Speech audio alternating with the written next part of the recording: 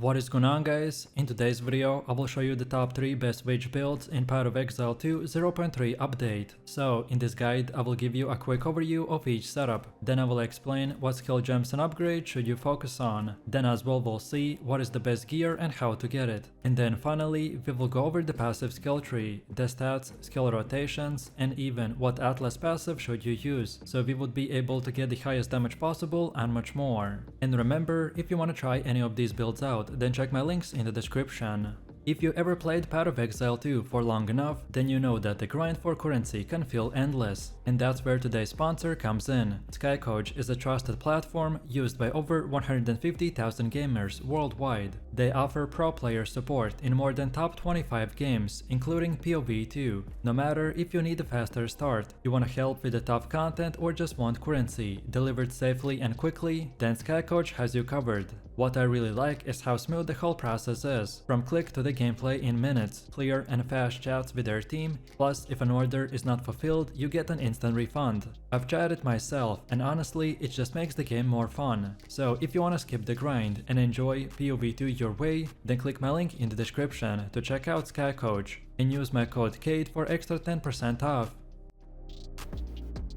This is a Chaos Lich build that focuses on combining Essence Chain and Contagion together to create a devastating spread of damage over time while summoning Dark Effigy for totems to annihilate bosses and tough rares. Essence Chain serves as your primary single target tool, dealing high chaos dot damage that scales with every investment, while Contagion will spread that damage across the entire packs, chaining from monster to monster until the screen is wiped clean. The Dark Effigy amplifies single target damage by multiplying projectiles based on the number of active dots, which makes it incredibly strong for the boss encounters. What makes the build exceptional is how well-rounded it is. Offensively, it delivers one of the best sustained chaos dots in the game, without relying on complicated rotations, and then defensively, the Lich Ascendancy provides a massive energy shield pull, while the Soulless form converts life regeneration into the mana regeneration, giving your build almost unshakable sustain. The Eternal Life locks your health in a place with the energy shield, while mitigating damage and creating a near constant safety buffer. Then also we get additional tools like the Ravenous form for the poison effects, and the Desecrated Focus mod for the extra spell totems enhanced by the Dark Effigy's power, while thoughtful stat allocations and defensive layers will ensure that this build is safe, efficient and highly scalable. So in short, this Chaos Witch build will clear maps very fast, melt bosses and survive in the fights that would destroy other Chaos builds. So let's take a look at our skill gems, which is the heart of this build.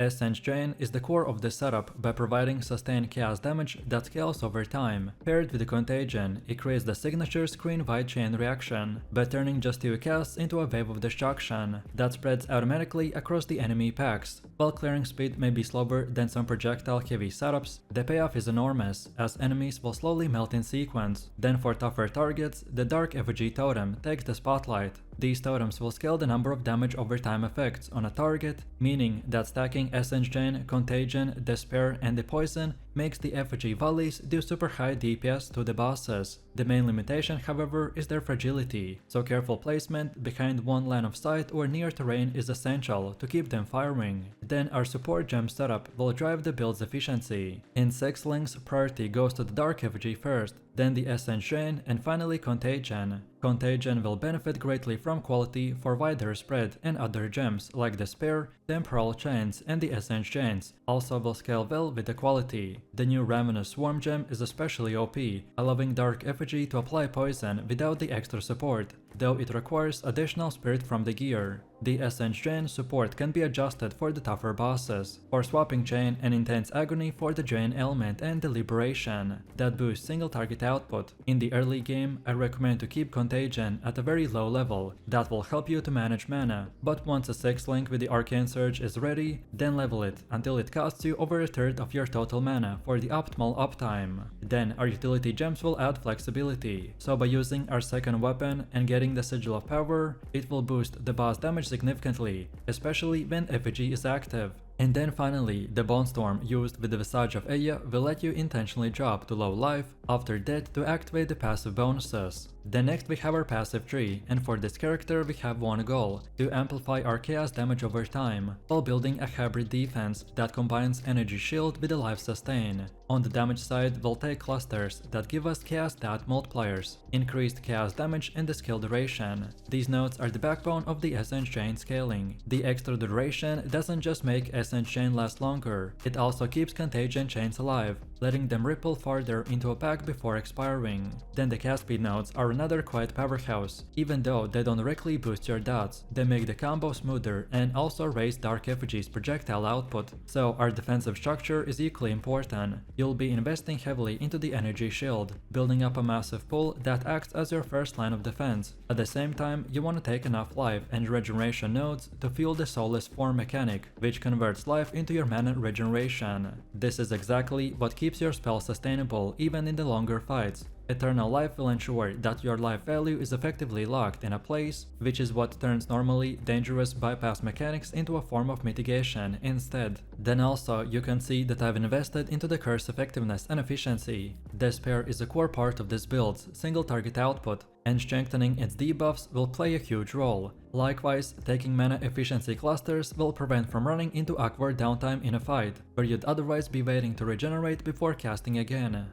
Then next up, gearing priorities are straightforward but important. The Azarus Disdain is the standout unique for this build. It synergizes beautifully with the Lich Ascendancy, and is so impactful that you'll want to pick up a corrupted version with 2 sockets as soon as possible. Then from a defensive standpoint, the first step is capping resistances, so including chaos resistance at around 60% or higher. After that, securing an amulet with the 30 spirit is key, so you can fit all of your reservation skills. Energy shield chest pieces are your next big upgrade. The Vape Shaper works fine for the budget, but eventually you'll want either way a Vile Robe for the raw energy shield, or a Flowing Raiment if you need a mana regen to balance things out. For the offense, the gem level scaling is king, so prioritize plus chaos spell levels on your wand, then also plus to all spells on your amulet, and plus to spells on your focus. And then after the gem levels, the cast speed or the chaos damage also become important. Wands that roll gain extra lightning as chaos are particularly fun, since they enable shocks through the effigy projectiles. Mana regeneration becomes crucial as the gem levels will rise. Rings are the ideal slots for this, and the dream setup is to pair it with the life, cast speed and the chaos damage, and even strong suffixes like resistances, attributes or even mana regen. Then for anointing, Reverberation is an excellent and affordable choice to boost the contagion spread radius. Later, if you want more focus on single target or the defenses, the nodes like the Spiral into Insanity or the Calibration are worth considering.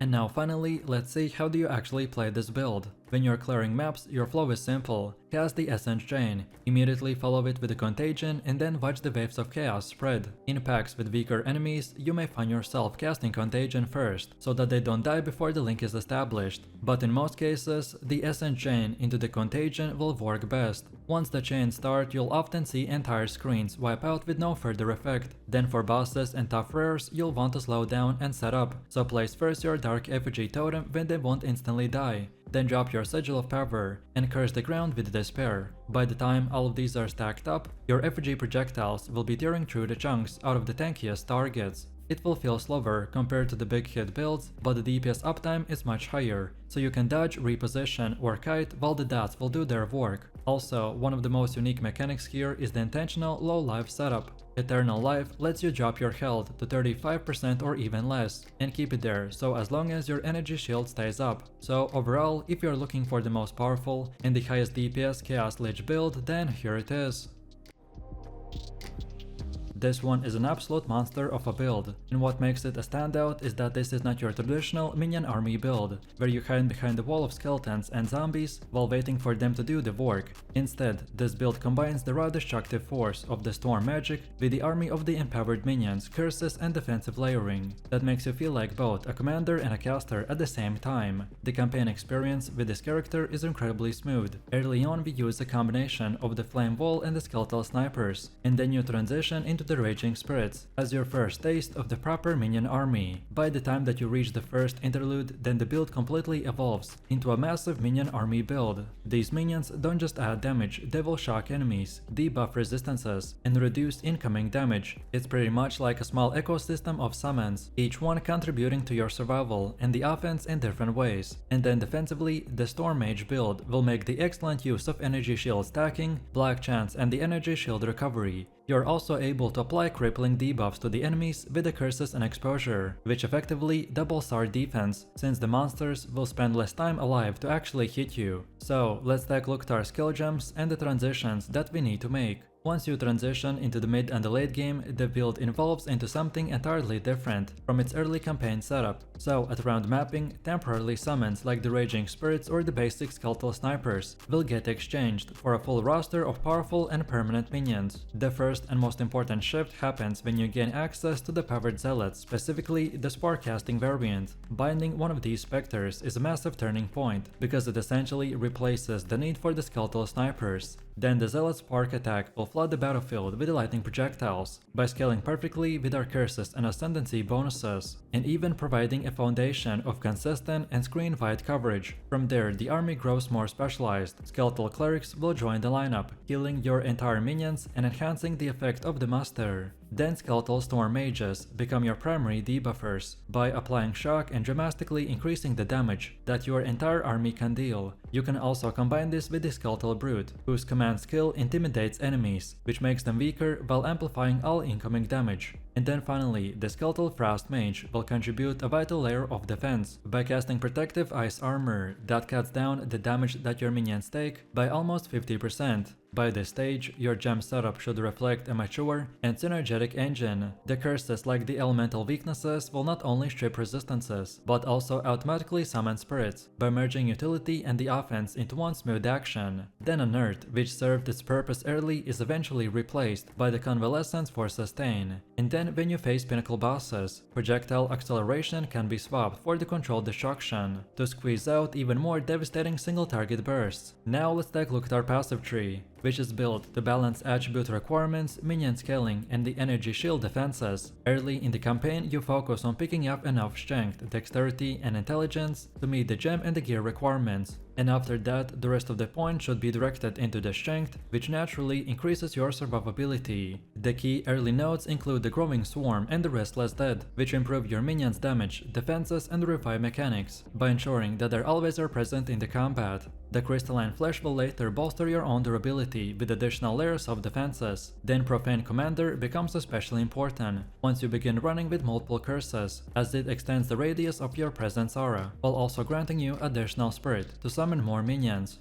Then Relentless Fallen is another crucial cluster, which ramps up your minion damage and their movement speed, making them more aggressive and ensuring faster clear speed. Once you reach the post-campaign and enter mapping, your priorities will shift. The tree expands into heavier investment into the maximum energy shield and recovery nodes, allowing you to sustain far more punishments while continuing to scale the minion damage. Respecs are then expected during this phase, but the padding is clear and easy to follow. Then for Amulet Instills, the Essence Infusion is the recommended choice, since it's cheap and grants additional intelligence alongside increased recharge rate. But then later, when your build is more developed, then the Warlord Leader becomes more premium option, by offering significant power once you can afford it.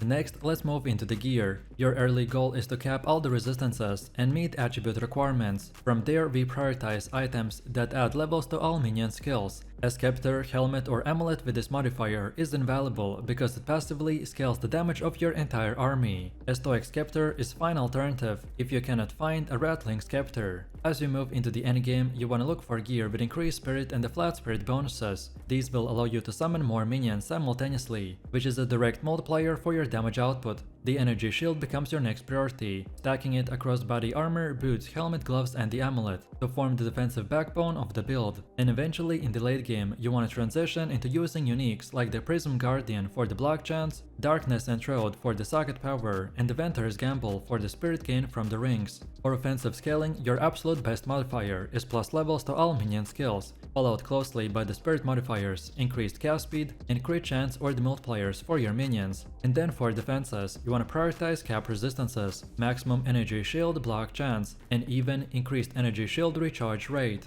And now lastly, let's see how to actually play this build. Against bosses, you want to begin by pre-buffing your Spectre with the Sigil of Power and casting elemental weaknesses to strip resistances. You then activate Pen Offering to empower all of your minions, then cast Frost Bomb to apply exposure, and rotate Skeletal Brute and the Skeletal Frost Mage command skills to intimidate enemies and reduce incoming damage. If a fight is really long, then you can refresh it with the Unnerved or the Convalescence to maintain the constant pressure. Then in mapping, the rhythm is very fast-paced. Your Spectres and the Skeletal Mages will tear through the packs, while Raging Spirits will fill in the gaps. Every curse cast not only weakens enemies but spawns more spirits, which makes the gameplay feel like a rolling storm that never runs out of momentum.